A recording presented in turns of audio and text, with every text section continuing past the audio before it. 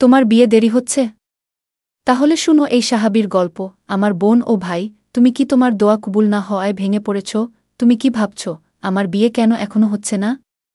আল্লাহ আমাকে ভুলে গেছেন? তাহলে এসো, আজ তোমার জন্য এক সাহাবীর কাহিনী শোনাই। তার নাম জুলাইবিব রাজিয়াল্লাহু আনহু। তিনি ছিলেন গরিব, দেখতে সুন্দর না, সমাজে কেউ পাত্তা দিত না, তাকে কেউ ঘরে জামাই করতে চাইত না। কিন্তু একদিন নবী মুহাম্মদ সাল্লাল্লাহু আলাইহি ওয়াসাল্লাম বললেন, তুমি কি বিয়ে করতে চাও?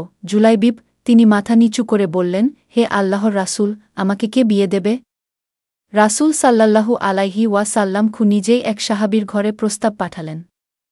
মেয়েটির বাবা-মা প্রথমে অস্বীকার করলেন, কিন্তু সেই ঘরের মেয়ে বললেন, যেখানে রাসূল সাল্লাল্লাহু আলাইহি ওয়াসাল্লামকে চাইছেন, সেখানে আমি না বলতে পারি না। তারপর বিয়ে হল।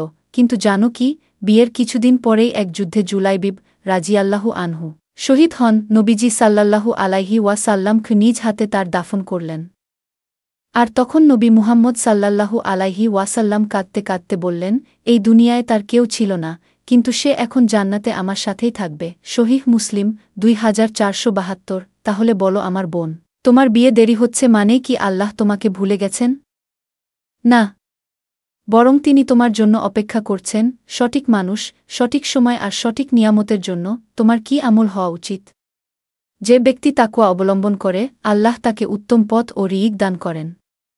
সূরা তলাক 2-3 2 রাকাত সালাতুল হাজাত প্রতিরাতে পড়ো এবং এই দোয়া নিয়মিত পড়া উচিত।